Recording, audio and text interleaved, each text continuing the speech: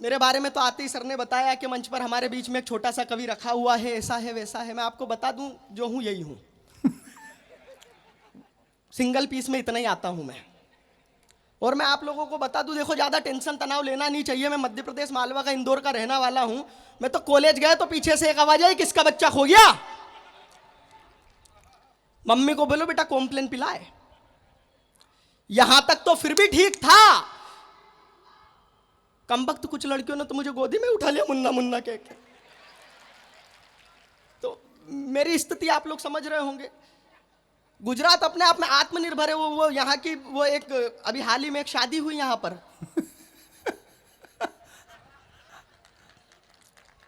क्षमा बिंदु आत्मनिर्भर है। मैं सच बता रहा हूं। मैं कितना आत्मनिर्भर हूं, मैं इतना गजब का आत्मनिर्भर हूं। फेसबुक पे पोस्ट डालता हूं, खुद ही लाइक करता हूं, खुद ही कमेंट कर लेता हूं।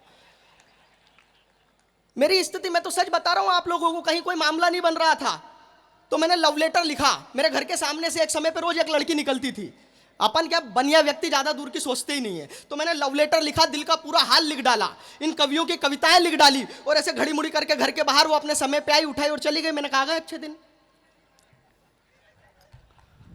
अपने लिए इससे ज्यादा अच्छे दिन क्या होंगे। अब ये कोई जवाब देगी, लेकिन उसका कोई जवाब नहीं। तो अगले दिन फिर मैंने वही लव लेटर लिखा, वही दिल का पूरा हाल लिख करके घड़ी मुड़ी करके घर के बाहर वो अपने समय पे फिर आई, फिर उठाई, फिर चली गई। मैंने कहा अब कोई जवाब देगी, उसका कोई जवाब नहीं। 3-4 दिन तक ये क्रम चलता रहा। मैं लव लेटर लिखता रहा, फेंकता रहा, वो आती रही, उठाती रही, ले जाती रही, लेकिन उसका कोई जवाब नहीं। तो मैंने पूरी हिम्मत करी, हिम्मत देखना मेरी, मैंने पूरी हिम्मत करके उसके घर गया और उसके पड़ोसी से पूछी, क्योंकि माँ बाप से पूछने की हिम्मत तो मेरे में भी नहीं थी। मुझे मालूम है कहाँ नुकसान है कहाँ फायदा है। तो मैंने उसके पड़ोसी से पूछी। मैंने कहा भाई साहब, आपके पड़ोस वाली लड़की मेरे घर के सामने से रोज निकलती है, मेरा फेंका हुआ लव लेटर भी उठाती है, ये लेके भी जाती है, कोई जवाब नहीं देती, कारण क्या है। कारण आप लोगों को अगर समझ में आ जाए तो जरा एक बार पीछे तक के लोगों का ठहाका और तालियां आकाश भर उठे। मैंने कहा मेरे घर के सामने से रोज निकलती है, मेरा फेंका हुआ लव लेटर भी उठाती है, ये लेके भी जाती है, कोई जवाब नहीं देती, कारण क्या है। बोले चेतन तू तो बेवकूफ है, वो तेरा कोई लव लेटर नहीं उठाती, वो तो कचरे वाली कचरा उठाती है। बहुत अच्छे। तो पूरे इंदौर का कचरा मैंने ऐसे ही साफ करवाया है। 6 साल से नंबर 1 है हम लोग। और मोरबी तो वो जगह है, मोरबी की वजह से ही नंबर 1 है, क्योंकि टाइल्स यहां बनती है। और अच्छा, हमारे प्रधानमंत्री जी जहां जाते हैं वो बताते हैं उस जगह से उनका बचपन का नाता है। मेरा मोरबी से बचपन का नाता है। अच्छा, मैं सच बता रहा हूं आप लोगों को। यहां अभी टाइल बनती है, पहले यहां पे बनते थे नाडिया निडिया। हाँ, तो मेरे को जो बताया था अगले ने, मैंने वही बोला। हमारे यहां बोलते उसे खापरा, कबेलू, यहां बनते थे। वो बचपन में मम्मी को, वो बहनों को निलाना विलाना होता था तो बढ़िया जेनसन बेबी, ये वो तमाम क्रीम पाउडर सब कुछ, अपने लिए खापरा। छोटे थे बुलाती थी और ऐसे। तो बचपन से नाता है मेरा खापरे की वजह से। मैं सच बता रहा हूं आप लोगों को। मेरे स्वच्छता अभियान अपने आप में, अभी बीते दिनों आप लोगों ने कुछ समय पहले प्रधानमंत्री जी ने एक बीच पर सफाई करते हुए आप लोगों ने वो वीडियो क्लिप या फोटो देखी होगी। हमारे प्रधानमंत्री जी ने समुद्र के किनारे से कुछ कचरा उठाया, तो विपक्ष को इससे भी दर्द हुआ। बोले प्रधानमंत्री जी का काम है क्या कचरा उठाना। प्रधानमंत्री जी ये तो नाटक कर रहे हैं। इन्होंने 3 मिनट का नाटक किया। एक टिप्पणी करता हूं इस बड़े मंच से, पीछे तक के लोगों तक अगर बात पहुंचे तो आपका आकाश भर तालियां मिले फिर से। बोले कि प्रधानमंत्री जी ने 3 मिनट का नाटक किया कचरा उठाने का, ये प्रधानमंत्री का काम है क्या। मैं एक टिप्पणी करता हूं कि ये 3 मिनट का नाटक ही सही, लेकिन ये 125 करोड़ का हिंदुस्तान अगर ये 3 मिनट का नाटक ईमानदारी से कर ले तो हम भारत को क्या, पूरी दुनिया को स्वच्छ बना सकते हैं। अच्छी बात है बेटा। तालियां आप लोगों की थोड़ी सी कमजोर है, जरा एक बार जोरदार बजा दीजिए। वाह। नहीं तो मेरी स्थिति में आप लोगों को बता रहा हूं, बड़ा मजेदार व्यक्ति हूं। मेरा कहीं कोई बात ही नहीं बन रही थी, अच्छा बन जाए तो अपनी किस्मत इतनी जोरदार।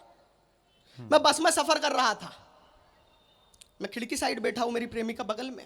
कंडक्टर आया, बोले ticket ticket ticket madam ticket. उसने पैसे निकाले, बोले दोनों की दे दो।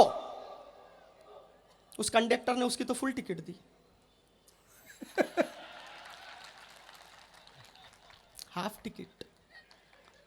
और ये हाफ टिकट तब तक फुल नहीं होगी जब तक सारे मिलके एक बार जोरदार ताली नहीं बजाए। बहुत अच्छे।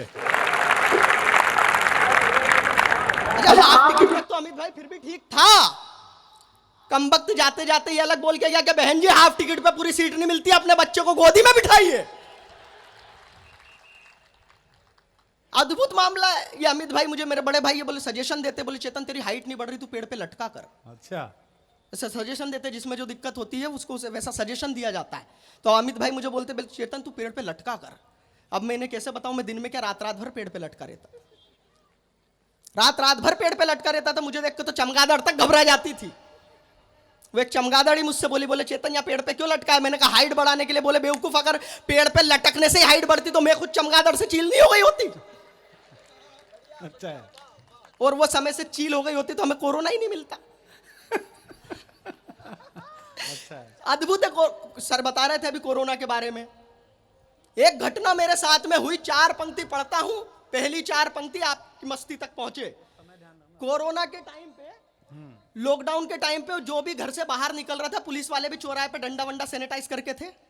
जो निकल रहा था वही नागरिक अभिनंदन हो रहा था उसका।